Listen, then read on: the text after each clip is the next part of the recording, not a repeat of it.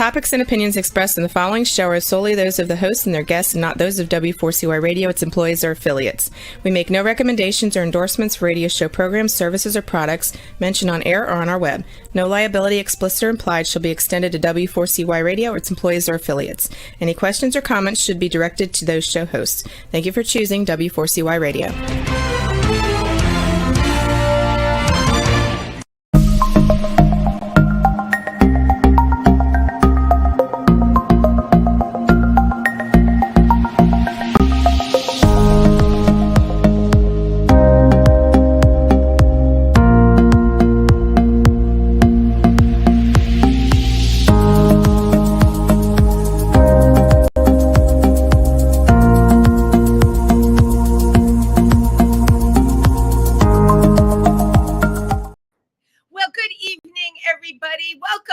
Diversity Talk. It's Wednesday with Wendy, and I'm really happy to have you here. I'm very excited this week. I just got done doing the Black Bear Film Festival in Milford, Pennsylvania, and our center, Triversity, the Pride Center, had their own block of films. We had LGBTQ films, and we ran from 11 o'clock in the morning until 2 in the afternoon.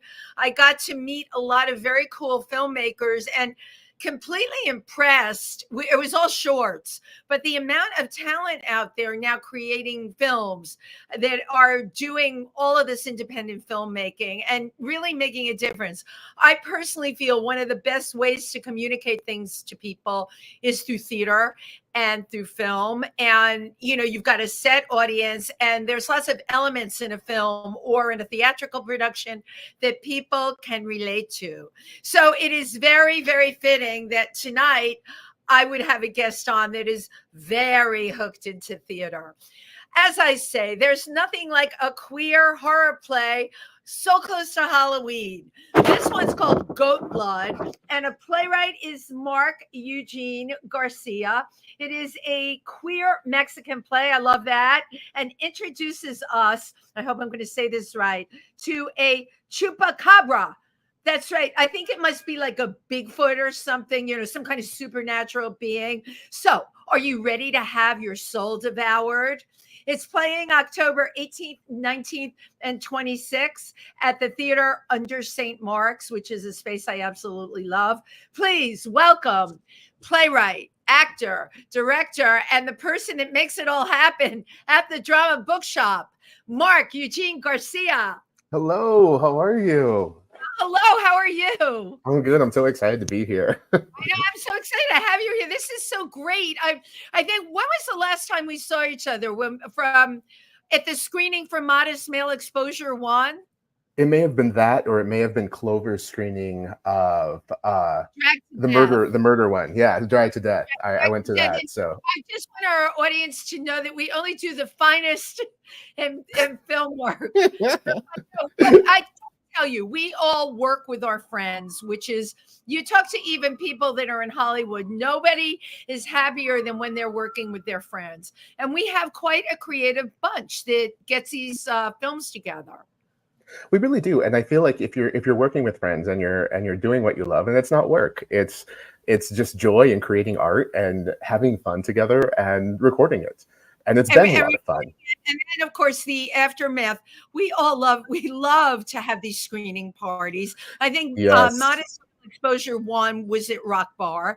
We had a great, it was fun to watch the audience there. And then Dragged to Death, Lucky 13, and this is my bad. You know, I'm like, oh, well, all of our friends at Rock Bar, they're going to love the film. So we go to Lucky 13 in Brooklyn, where the average age was probably 28. And I'm like, oh, and our film was at the very end of this Video Dome festival there, right? My God, these kids loved us. And you see, you never know. You absolutely never know what your audience is going to be. And that's why we have to test run all this stuff. You know, it was really funny because I know when we made the first Modest Male Exposure, I was like, what is this going to be? Because it's so vastly different from anything I've done. And then when I finally saw it at the screening, I was like, oh, okay, now I get it. Well, it was funny. It was hilarious. It was funny, and the thing is, it was a commentary on Hmm. men, um, and done in a funny way. And these films, you start them out, and it's your reaction, like, "What the heck is this? And what did I sign up for?" And then you see the finished product. Same with Drag to Death. Yeah. Clover wanted to make a horror film, and it was, but come on, the scenarios where everyone got murdered in there were so funny. And the Murdered by murders were hilarious. oh They my were God, murdered. absolutely hilarious. It was so much fun. So now you, who are a very seasoned playwright, you've done so much work. You are launching Goat Blood at under St. Mark's, and that's Hmm. October 18th, 19th, and 26th. Can you take us on the storyline with you? Yeah, Goat Blood, it's a queer Mexican horror play, and it is about Pablo and Owen, who are two coworkers and friends who are waiting for their dates to arrive. While they're waiting, they have a couple gummies, they eat some tacos, and it, Wait a invol- sec, tacos and gummies. That's a whole new fabulous combination. it Okay, is, it please. is. And so while they're doing that, they get into a conversation about tacos, which leads to being Latina in America, which leads to urban legends, which leads to them having a moment of sexuality that opens between the two of them that they weren't expecting. But just as things are about to get hot and heavy, we hear a rustle in the bushes and a huge monster appears, and it's the chupacabra, which is Latine Folklore. It stands for goat sucker, which is a monster that has been around for quite a while, but it became a craze in the 90s, and everyone said they saw it from Puerto Rico to Mexico to California to Maine. And it looked like a little alien that was sucking the blood out of goats. And so that's what they see coming after Hold them. on, because I believe in this stuff. Were they finding dead goats? Oh yeah, oh yeah, dead Wow. goats with two holes in the neck and bloodless, and it started this craze, this urban legend, and now it's taken off. And I've always been fascinated by it, and so we find that it's chasing the two of them, and Pablo admits during this chase that it's actually been chasing him his whole life. And so we go back and forth between when Pablo first encountered it and now while he and Owen are trying to run from it. So is there a And flashback with Pablo? oh yeah, There's a Pop, flashback there. yeah, How old it's was a. this character when? Yeah, I'm sorry. when first discovered it, how old was? The actor Sergio is that whole cast is so good. Sergio plays Pablo, Sergio Quetano, and he flashes back from being 18 to 30. And so the poor guy never leaves the stage because if he's not 30 in one scene, he's 18 in the other, and literally just turns around and comes back on. Yeah, they all are so good. Ravan, who plays Owen, is hilarious and charming, and Gabriel Rosario, who plays Mr. Sanchez, who is from Pablo's past, who knows the history of the chupacabra, is so mysterious and menacing, but also very real. And so you fall in love with these characters, but you know that not all of them are going to make it out alive. Right. Well, but they can't. That's part of why we watch horror films. Yeah, like who's it going to be? Who's going to make it? Who's going to make it? So, does anyone play chupacabra, or you use something else for the monster? Not telling. Nor should you. We are not going to have spoilers on this show. No. Yeah, there's a lot of wonder of whether the chupacabra is real or not, or whether it's just represented, or whether it's it all in his mind. But the inspirations come from the Twilight Zone, and something I love about the Twilight Zone is that you don't always see the monster. It's about the characters, and it's about the suspense, and often it's about what's just off screen. And in this case, it's about what's just off stage. You hear it scratching on the windows, you hear it tapping at the doors or jumping on the back of the car they're in, even trying to climb down the chimney of a cabin that they're in, but you don't always see what it could possibly be. But something's out there. Right. Yeah, something's out there. We just don't know yet. Oh, wow. But by the end of the show, you know what it is. Now I'm on pins and needles. So these 3 dates don't work for me. I know you've done it in other places when I was reading about it. Is there a chance you're going to do another run elsewhere so I can see it? Because now I want to see it. Yeah, I hope so. It's it was kind of such a whirlwind that it happened. I came up with the idea for the show about a year ago and just started working on it. And this is probably the fastest concept to stage idea I've had, because there was a couple of festivals that popped up. One was Mex Fest, about Mexican stories and Mexican writers. Love and it. the other was this one, the Day of the Dead Festival. And so I entered it to both, and it got into both. And so we did a reading of it at Mex Fest, and then did the production here at Days of the Dead. And so we'll see. It's had 2 sold out nights already. The next one's looking like it's going to sell out too. And the response has been wonderful. The review has been great. The audiences have been really loving it, and they're having fun. And that's what I wanted. I wanted people to be leaning forward and gasping and hooting and hollering as it goes. And that's what we've been getting. It's like being in a movie when someone's talking in a movie theater going like, don't go in there, don't go in there. We have a lot of that. Yeah.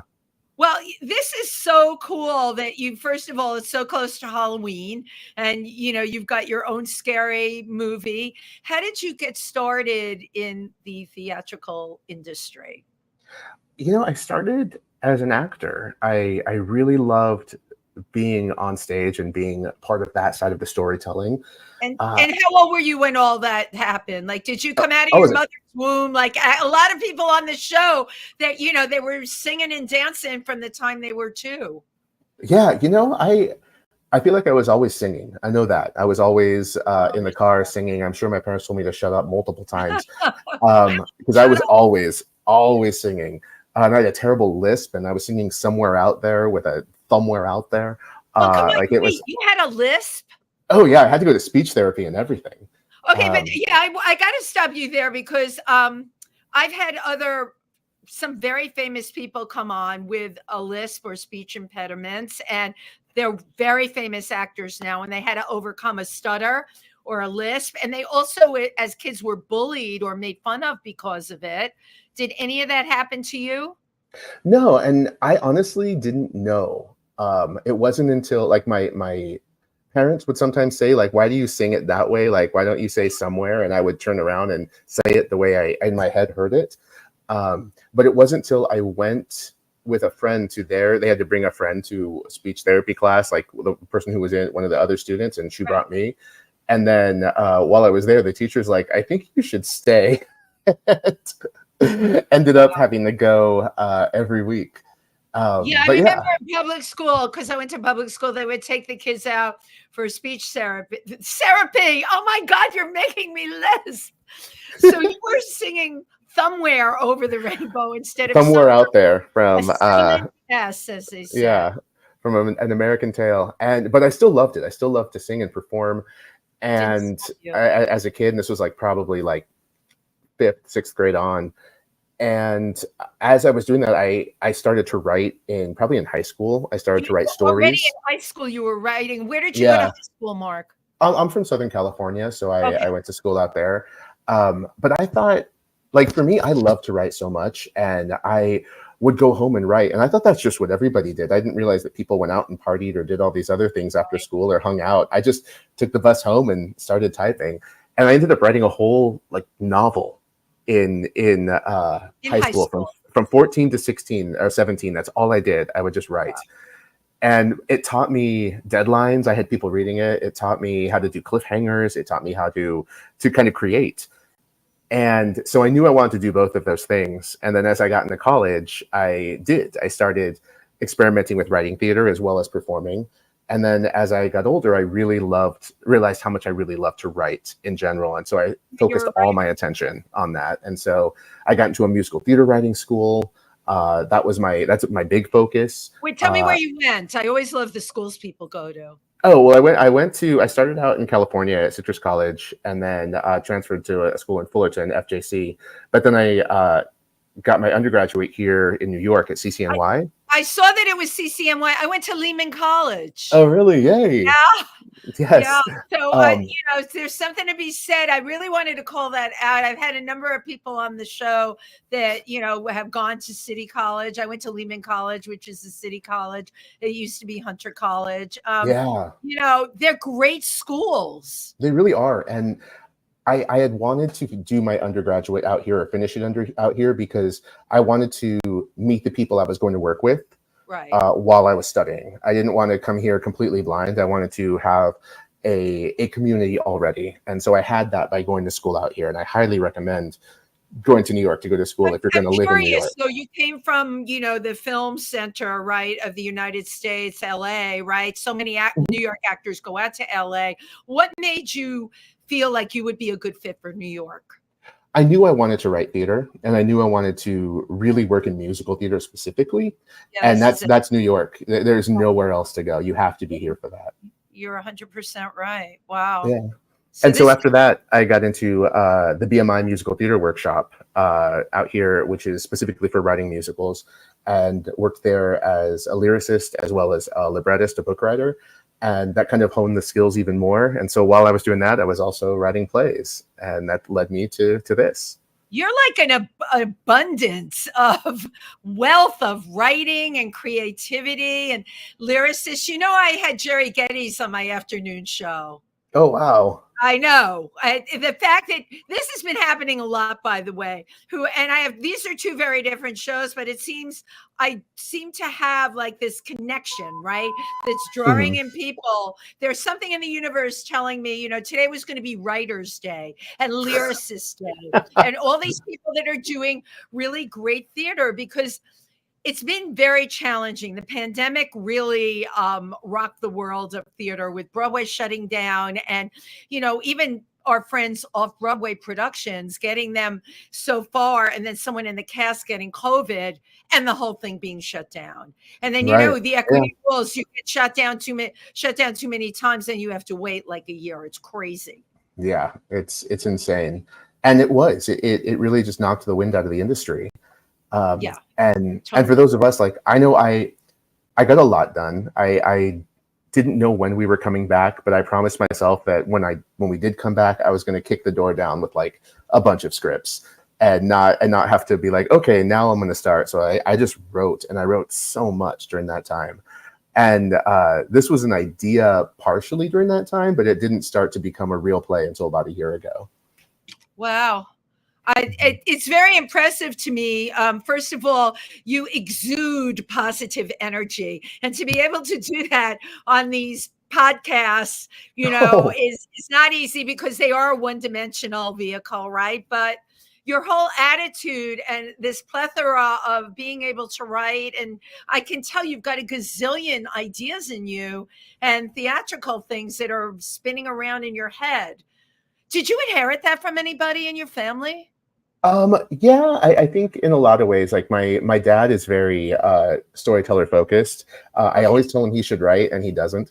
But when I was little, he loves music. And when I was little, he used to put on a song, often without words, something with a piano or just orchestrational and orchestral. And he would play it, and I would listen to it, and he would say, okay, Marky, what is the story? What's happening in this song? And I would create these stories based on the music, based on just the melodies. And that taught me a lot of how to tell a story. Just in my family in general, we Latinos are very storytelling people. We love to embellish and create these things. And so my family definitely does that. My grandma works in music, and so she's a big on storytelling. It's all just here. There's something I do when I go into an audition or anything where I have to present myself in some way, presenting work or anything. I always hold the door open a couple extra seconds when I walk in, and that's so my family can come in. And that's so like the heart, all of my family in my head and heart can come in and join me. And so it's never just me up there presenting. It's always me and everything anyone has ever done to get me to where I am with me at that point. I'm sorry. You made me teary-eyed at that. I know tons of actors, and everyone has their own process, but I never had anyone say that or create that kind of visual. When you said it, I could see you creating all your family members and the wealth of this culture that you grew up with, all walking in the door with you. Yeah, and it's just a brief second, and no one knows, and it's just me having this moment of, okay, we're all here, and I'm not just telling my story, but I'm telling our story. I'm telling us and sharing us with these people. And it's the story my aunts and uncles used to tell me, or it's the things grandma used to say, or stuff like that, that just have become part of my stories. I think we all bring truth to what we write, and we all bring realness to our stories. And even something like this with a chupacabra and a monster and horror, there are moments of truth that are ripped directly from my life that I have put into this story to make it real, to make it more than just a monster show. It's about identity, and it's about who we are and the things we face in the US and culture, and how culture, all of it plays in. I love how you create this environment for Latino community here. Very important to do. I've had Latino poets on the show. We have a strong Latino community, certainly in New York City. I know in California you do too, but there's such a rich culture. And I went to a poetry reading for someone's first book. Grandma was there. Auntie was there. There were a million aunties. The family was so extended. We had every kind of Spanish dish because, of course, they whipped up I never went to a reading like that with such amazing food. And then the next thing you know, they're doing dancing from Puerto Rico with drumming. And it wasn't just a poetry reading. It was an entire night. And this was this person's first book that they did. Yeah. And I thought, what an incredible culture. Because, a white Anglo-Saxon Protestant person is not going to do that. When we opened one of my other shows, Eight Tales of Pedro, we opened at the Queen's Theater, at Secret Theater. It played at Queen's Theater last year, but we first opened it at the Secret Theater as part of a festival. And I was going through my own internal identity crisis of like, am I Latino enough to write this show? And do I have that ability to put this out there? And so I snuck it into a festival to see how it would go. And it was very different from everything else I had done, very storyteller focused, and delved into folklore a lot. And I put it in there thinking, okay, if this goes well, then we'll see what we can do with this. If not, nobody knows. It's fine. It's a little festival in Queens. Opening day, it was so full. The community came out, and then we continued to sell out, and the word of mouth spread. And it was just this amazing experience of bringing us all together that I wasn't ready for. I wasn't prepared for. And then just to feel embraced by the community was so wonderful. And again, it helped me with my own identity. So it was the love that surrounded it. And people were telling me, oh yeah, we were on Tiempo on Channel 7. People were like, oh, I saw you on this.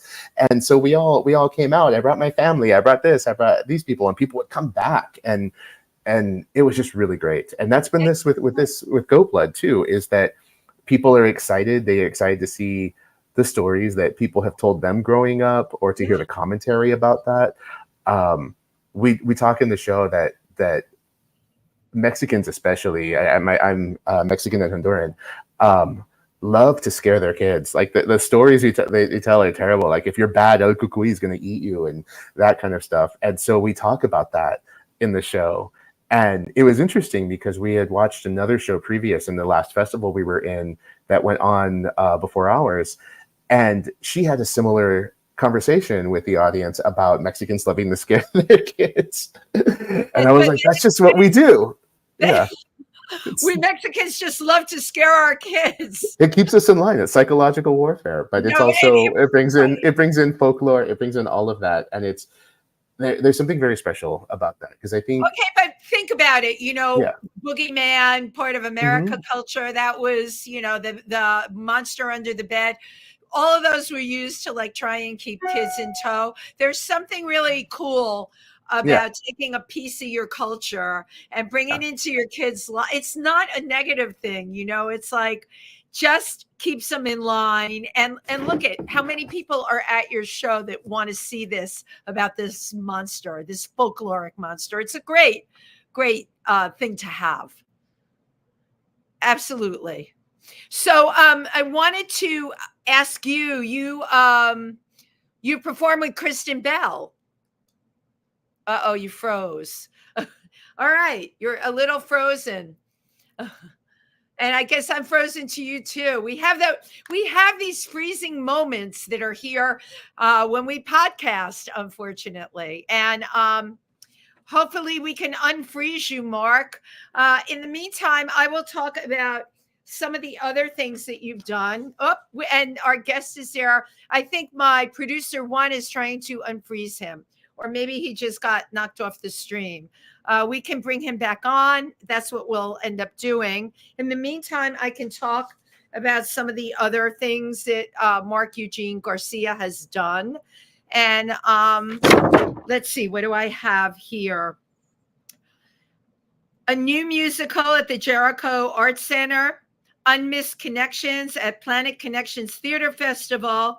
And in addition to his writing career, he is part of the management team of the Drama Bookshop. And that's something I just wanted to really call out here, because I remember going to the Drama Bookshop when I was a kid, and I didn't see anything but plays there. They didn't have all of these events and things. So it's something to be said for Mark-Eugene Garcia that he does do these events there.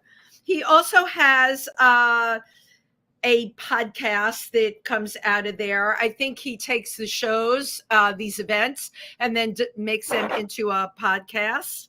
And let me see, what else do I want to tell you about him. He got his Academy of Musical Theater Studies, where he did lyric writing and book writing, and then BMI, Lehman Engel Musical Theater Workshop. And his productions include Eight Tales of Pedro, which he talked about earlier, The Secret Theater, Queen's Theater, Shining in Misery, a king-size parody, and Stand By at the Towel Theater. And of course, the New York International Film Festival. So I am just going to try and reach my producer here and see if we can get Mark back on the stream, see where he is, because he fell off. And maybe that's him. Not sure what happened. Logging in. Okay. I'm going to tell him good. Thank you for logging in. Isn't it? See, this is like, okay. Thank you. And hopefully the host, Mike, and hopefully we can get our guests back on the stream here. I tell you, this is the beauty of streaming. And you have to understand, I'm a person that's not technical at all. I would give anything to be in a regular studio with 3 cameras and someone else dealing with all these technical glitches. But it is what it is, right? So hopefully Mark-Eugene Garcia will be back, and who will join us in a minute. And it says we are live. I don't see him in my green room. Oh yeah, let me talk a little bit about the process of streaming. So in the regular world of TV, we have a green room where people all wait to come on. And in podcasting, there's a green room also. Hang on, I have another message. Play the reel. Okay, yeah, Juan, can you play the reel? Thank you. That would be great. All right. Thank you so much. Let's just play the reel.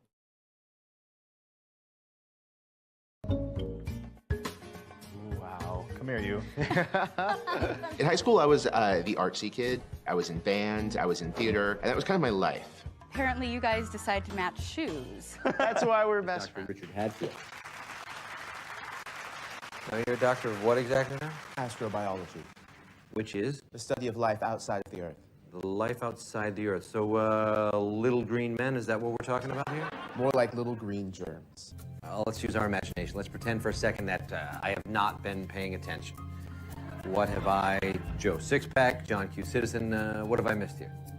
The pieces are there if you look for them. Why bring an expert in on Mars unless you're dealing with something that had come from Mars? I believe a probe sent to the planet Mars has brought back some kind of contaminant, some form of microbial life. Perhaps even a bacteria or a virus. The quarantine is in place to prevent exposing it to our biosphere, which could unleash a Martian plague and wipe out the entire human race. Dude. That's fucking On the crazy. stage. Strip. What? Are you kidding me?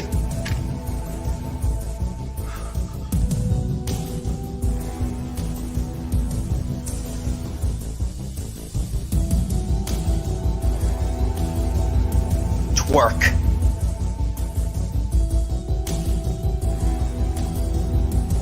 Charleston.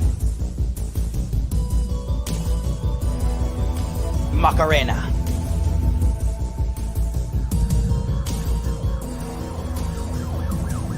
And they made me strip down in front of everyone, pants down, underpants down, everything. Yes, I understand. I mean, everyone saw my schmeckle.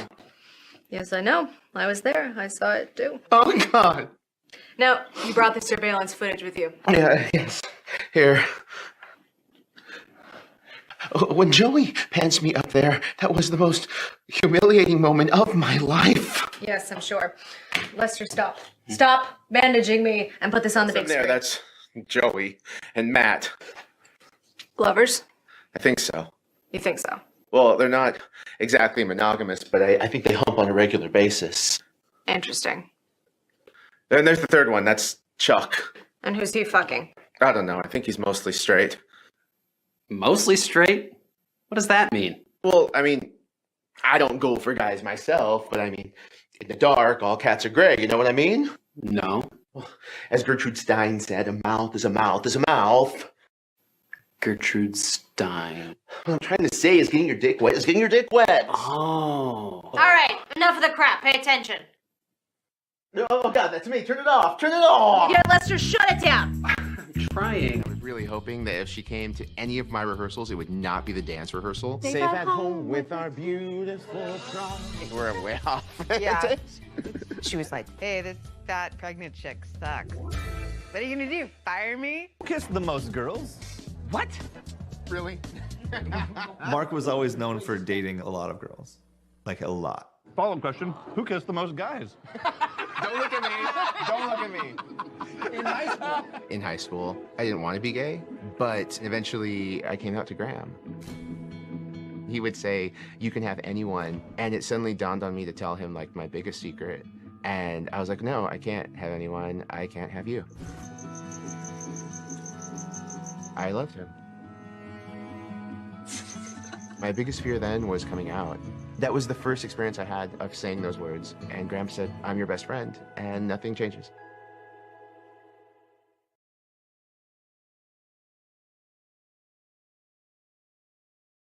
I loved your reel. Can you hear me? Thanks. Okay. Now, Yeah, I can hear you. Great. Perfect. So good to have you back with us. So, yeah, I don't know what happened. It suddenly you froze up, and then I was like, am I still on? And then you were gone, right? I was still here, but you were gone. You know what happens sometimes when people broadcast from locations that they don't normally broadcast at? You know, this is the beautiful world of streaming, folks. Anything can happen at any time, but it doesn't matter because you know what? Everyone knows I am a run-on sentence, and I just read everything about you while you were gone. But so I love your reel, and Thanks. the piece is called, what is it called? Strapped. Oh, that was a film, Strapped for Danger by my friend Duncan Plaster. Did you use that to audition for Modest Male Exposure? No, I didn't, but I do have a common thread there I've learned. I had someone tell me that before. They were like, hey, you're in a play coming up. Can I go see it, or are you going to be naked? And it just happened to I got cast a lot for that. And I think that helped get the role for Modest Male Exposure because they reached out to me. So so there was that. But I guess there's a pattern there. Well, I have to say, I guess there's a pattern there. But I love the other piece, I guess, Encore, where he talks about that was fun. All the girls. There you go. And then you go right into coming out. So that was my first and only foray into reality TV. I got to be on that show where we reunited and did My High School Musical 20 years later. And so 8 of us came back to our high school and re-performed our High School Musical. Kristen Bell was the host of that. And we did Into the Woods. And we had 5 days. We had from between Tuesday and Sunday to put that show together. And it was like a time machine because my parents were in the audience, our friends were in the audience, friends' parents were in the audience I hadn't seen in 20 years. And you're suddenly performing this show on your high school stage again. And it feels like you've blasted into the past, and then a crane with a camera goes by and you realize, no, this is now. And I'm, at that point in my late 30s. And it was such a weird, surreal experience, but so wonderful. You always have that moment of, I wish I can go back knowing what I know. And I got to do that. I got to go back to high school knowing what I know and experience that all over again. So when you were doing this role, what did you change about how you were doing it, right? Because you went back to who you were, but you're who you are now with all the layers of who you are. There's a difference, I think, I played the baker who wants to have a child more than anything, and his wife and him have been unable to. And there's a difference between being 17 and singing about wanting to have a child and being at that point 36 and singing about wanting to have a child, because there's layers. You've gone through that process of, oh man, I didn't have kids. Like maybe I should have, maybe I still should, like all of that going in there. Also, what was hilarious is that the woman who played my wife from high school and from that, the baker's wife, was actually 8 months pregnant, 8.5 months pregnant. She was, and it was like a sitcom because we were covering it with bread and with baskets and other things. But she's singing about wanting to have a child, and I'm taking extra care because I wanted to make sure that she was safe in that situation as a performer and as a person. So all of that was going through my head all the while doing this show. Right on stage. She could have, and there was times when I thought she was going to, but it was really good. What a wonderful experience to have had. So the people that you reunited with from high school, have a lot of them gone on to become actors? No. Interesting. No, none of them really. A couple did for a little bit, but have gone on to different paths.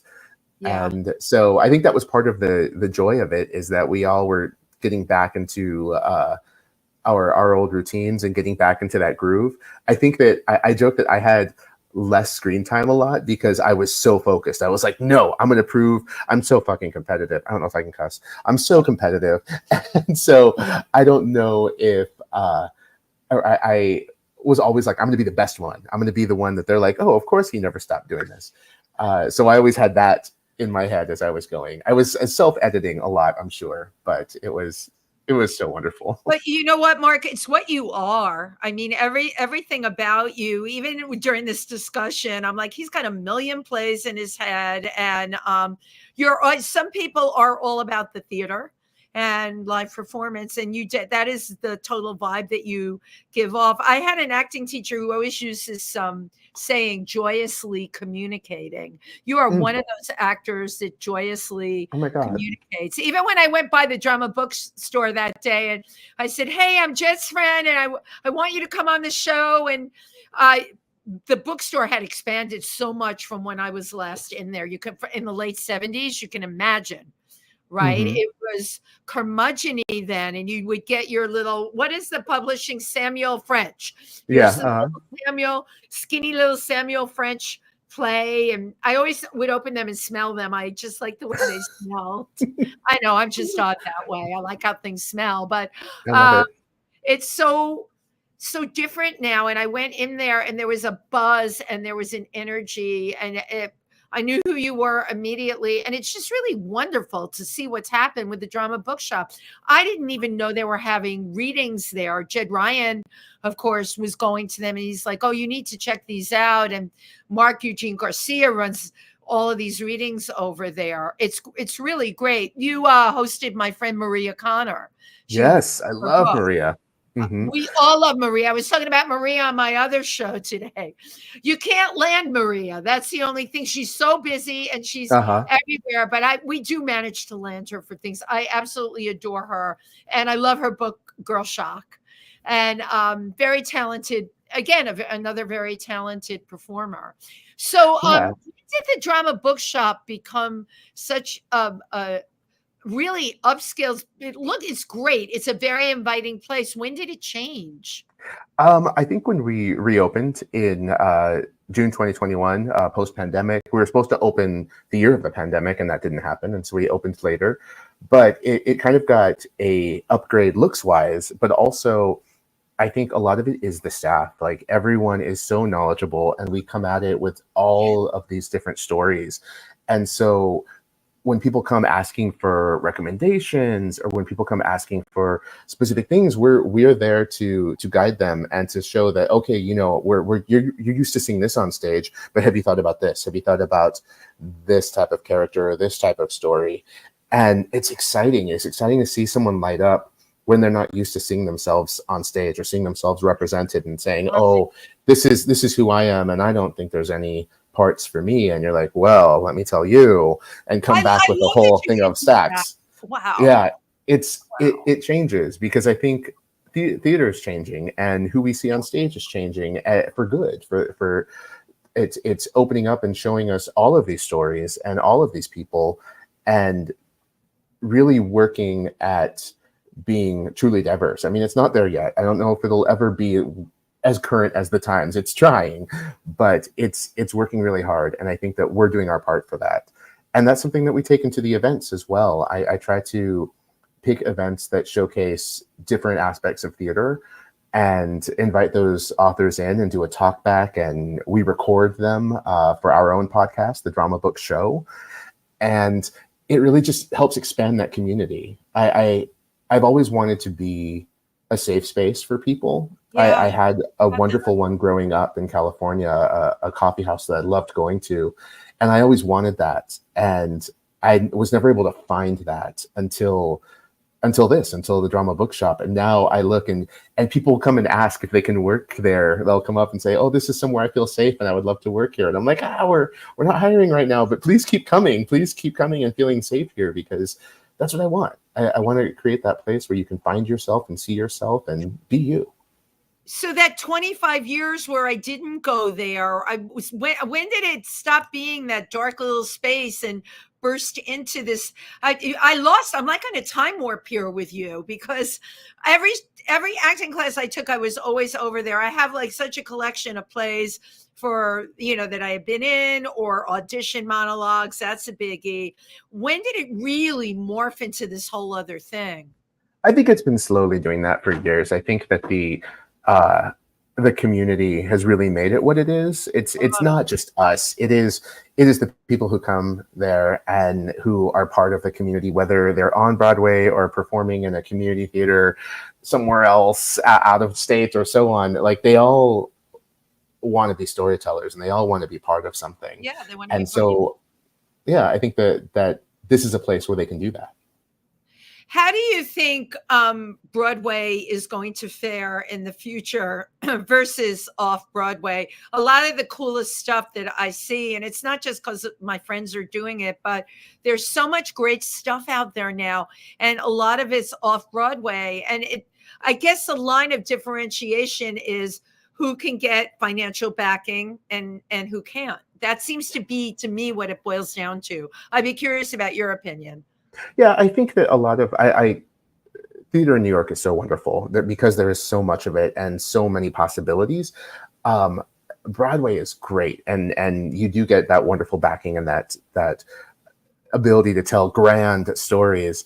But you also have to sell a lot of seats and a lot of tickets. And so if you have a niche show, that's not always easy for Broadway. And that's one of the reasons I love off Broadway and off Broadway, because you don't have to worry about appealing to everyone. You can tell your niche story and say, you know what, I'm going to tell a story about a chupacabra chasing two guys and having a queer experience, and not worry about, like, this needs to fill hundreds and hundreds of seats. I can worry about filling 50 a night. Yeah. And off-Broadway is similar, though off-Broadway is growing into something more expansive, but it still has the ability to tell unique stories. Some of my favorite shows last season were Teeth, which was off-Broadway, or The Connector. And they're shows that got to be a little more niche and a little more unique for the audience to see. And I love that. those are always my favorite shows. I've always loved off-Broadway. Absolutely. And being in New York, I mean, we certainly did rebound from the pandemic. You know, we still hear Broadway's in trouble, but in terms of theater being produced off-Broadway and off-Broadway, and there's a million venues, it's really so incredible being here. Like I tell people, I spend most of my time turning things down because there's not enough hours in the day. Because I do these shows, I get invited to everything, and people are always giving me tickets. And you know, I'm tied up every night of your show. That's why you have to do this show again. Oh, please. I hope so. I hope we do it every year, every Halloween season. It's so spooky and scary and oh my God, fun. that's right. It could be like a tradition, like the Rocky Horror Picture Show. Exactly. Even at this theater, if St. Mark's, if you're listening, let's do this every year. Right. Now, that theater is great. What's going on with that theater? There was all kinds of things. I heard it was going to shut down. And I don't know, but it's been wonderful. And I ended up rewriting part of this show to fit the theater. Once we had the show, the script, everything. And once we went into rehearsals and then started playing in the space, I was like, okay, well, you know, let's move these things around. Let's change this. Let's find some moments for some extra spooky stuff that uses the space, that uses the bar, that uses the different entrances that they have. And it's also just a cool little cellar. Like you go down the stairs and go into this little theater. It's so cool. No, it's so such cool. A good, the bar good is spot really for the show. great there. Mm-hmm. The bar used to serve absinthe. Do they still have it? I don't know. I am too nervous to drink before a show. You know, absinthe, like, whoa, it's going to be all kinds of ideas in your head. Exactly. Maybe after closing night, I'll have some if they have it. Absolutely. So I'm sure you're excited as I am. November 8th, we will be screening Modest Male Exposure, I Dream of Jeans. Yes, I'm excited. Okay, I will be there. And we will be there. That will be at Pangea. So for anyone that's listening, 7:00, I think it is. Yeah. I think so. I'll have to check and see. I know I'll be there. I already have my ticket. I'm excited to see it. We're all going to be there. We really can't wait. And, it'll be our family that gets to do all of these wonderful shows together. Mm-hmm. As we prepare for part 3. To work with you in theater at some point. You definitely. have such great infectious energy, and it's always wonderful being in productions with people that are like that, when you have an entire cast that works off of each other in that way. Yeah, definitely. Or even film. We haven't had any scenes together yet. We got to make that happen. I know, because, okay, I'm putting my cards on the table. Look at the kind of scenes you do in comparison to the kind of scenes I do. Just saying. True. Well, I am so sorry. We are down to the wire here. We've got 2 more minutes to go. So where can people find you on social media? Find me. I have it on the screen. Storyteller MG on Twitter, on Instagram, TikTok, all of the things. Find me there. Happy to chat. Happy to make new friends and talk theater. I know. Yeah. And talk theater. You need to have your own podcast, Talking Theater with Mark-Eugene Garcia. Well, I do. The drama book show. No, I know, but I'm saying one that is just even separate from that, where you're like a theater. No, I got it all worked out for you. This is what I do. You're like a theater critic. We talk about your productions. We talk about other people's productions. You see, it's very loosey-goosey. We cover a lot of different things in that. You go around and you see other people's things. Maybe you even travel to Latino countries and see theater there.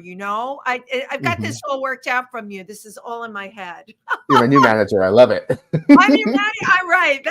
I got a million ideas. You are a total and complete delight. I will see you at this screening. And I always do one more thing before I go off screen. I like to shoot. I really enjoy shooting these computer pictures. I'm thinking of maybe doing a show with these. So look at me and say cheese. Cheese. Great.